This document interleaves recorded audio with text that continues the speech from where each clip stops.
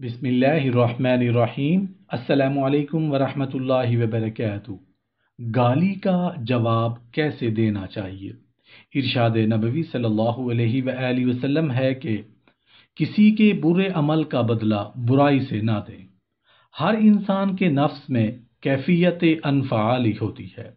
کیفیت انفعالی اس کیفیت کو کہتے ہیں کہ کوئی شخص آپ کو کچھ ایسی بات کہے جس کی وجہ سے آپ کے دل میں تکدر یعنی کدورت یا رنجش پیدا ہو اور اس کے بارے میں بھی برے خیالات آپ کے دل میں آئیں۔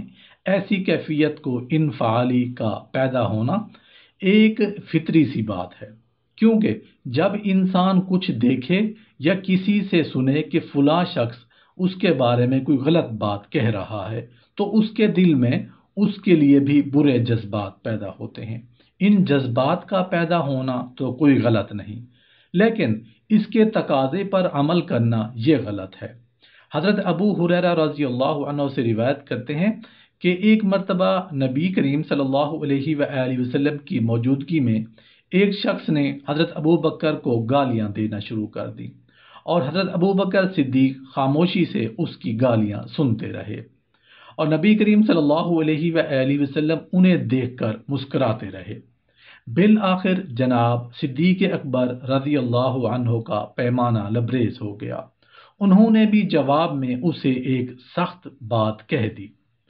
آپ رضی اللہ عنہ کی زبان سے یہ الفاظ جاری ہونے تھے کہ رسول اکرم صلی اللہ علیہ وآلہ وسلم پر شدید غصہ طاری ہوا اور چہرہ مبارک پر نمودار ہونے لگا، اور آپ صلی اللہ علیہ وآلہ وسلم فوراً اٹھ کھڑے ہوئے اور تشریف لے گئے۔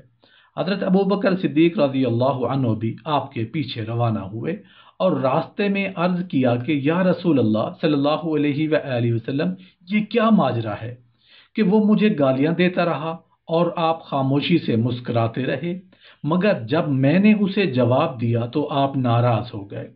رسول کریم صلی اللہ علیہ وآلہ وسلم نے فرمایا، جب تک تم خاموش تھے ایک فرشتہ تمہارے ساتھ رہا اور وہ تمہاری طرف سے اس کو جواب دیتا رہا، مگر جب تم بول پڑے تو فرشتے کی جگہ شیطان آ گیا اور شیطان کے ساتھ تو میں نہیں بیٹھ سکتا تھا۔ اس حدیث مبارکہ سے ہمیں صبر و تحمل کا درس ملتا ہے کہ اگر ہمیں کوئی برا بھلا کہے تو ہم خاموشی سے اس پر صبر کریں، کیونکہ اس صورتحال میں ہمارے لیے اللہ کی طرف سے مدد نازل ہوتی ہے۔ لیکن اگر ہم اس کا جواب اور بدلہ دینا شروع کریں تو وہ شیطان کی طرف سے ہماری اس لڑائی کا طول دینے کا حال ہو جاتا ہے۔ لہذا برائی کا بدلہ برائی سے نہیں دیا جانا چاہیے، کیونکہ اللہ تعالیٰ کی اس میں مدد حاصل ہوگی اور خود انسان برائی سے بچ جائے گا اور اللہ کے ہاں مواخذے سے بچ جائے گا۔ تکلیف دہ باتیں سن کر برداشت کرنا اور برائی کا بدلہ برائی سے نہ دینا، یہ نبی کریم صلی اللہ علیہ وآلہ وسلم کا حکم بھی ہے اور سنت بھی۔ آپ کی ساری زندگی اس کا عملی نمونہ ہے کہ کبھی بھی رسول اکرم صلی اللہ علیہ وآلہ وسلم نے اپنی ذات کا بدلہ نہیں لیا۔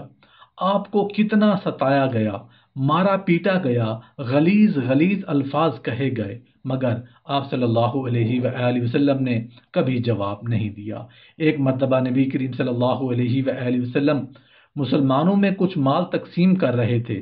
اس مجلس میں سے جب لوگ باہر نکلے تو ایک شخص نے کہا، محمد صلی اللہ علیہ وآلہ وسلم نے اس تقسیم میں خدا اور آخرت کا لحاظ نہیں کیا۔ نعوذ باللہ نعوذ باللہ۔ یہ بات حضرت عبداللہ بن مسعود رضی اللہ عنہ نے سن لی اور جا کر رسول کریم صلی اللہ علیہ وآلہ وسلم سے عرض کیا کہ آج آپ صلی اللہ علیہ وآلہ وسلم پر یہ باتیں بنائی گئی ہیں۔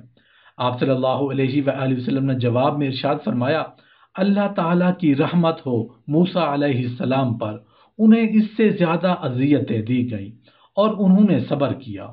حدیث مبارکہ سے ہمیں مزید صبر پر قائم رہنے کی رسول اکرم صلی اللہ علیہ وآلہ وسلم نے عملی تلقین فرمائی، اور بعض اللہ والے اپنے نفس کو اتنا کچل چکے ہوتے ہیں کہ انہیں کچھ بھی کہا جائے وہ اس کی بات کا برا ماننے کی بجائے اپنے ہی نفس کو مزید ملامت کرتے ہیں کہ اس نے جو کہا ہے میرے اندر تو اس سے بھی زیادہ برائی ہے، اور میں تو اس سے بھی زیادہ کا مستحق ہوں۔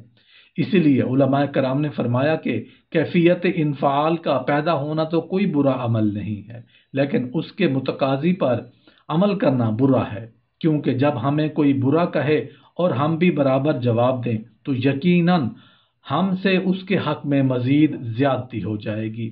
جتنا اس نے کہا ہم اس سے زیادہ کہہ دیں گے تو اللہ کے ہاں ہم مجرم ٹھہریں گے۔ جب برابری کا ہمارے پاس کوئی پیمانہ نہیں تو بہتر ہے کہ ہم صبر کریں، اس کا بدلہ نہ لیں بلکہ معاف کر دیں، کیونکہ معاف کرنا اللہ کی صفت ہے اور اللہ کو پسند بھی ہے، اور ہمارے پیارے نبی کریم صلی اللہ علیہ وآلہ وسلم کی زندگی اس کا جیتا جاگتا ثبوت ہے۔ اللہ پاک ہم سب کو عمل کرنے کی توفیق عطا فرمائے، آمین یا رب العالمین۔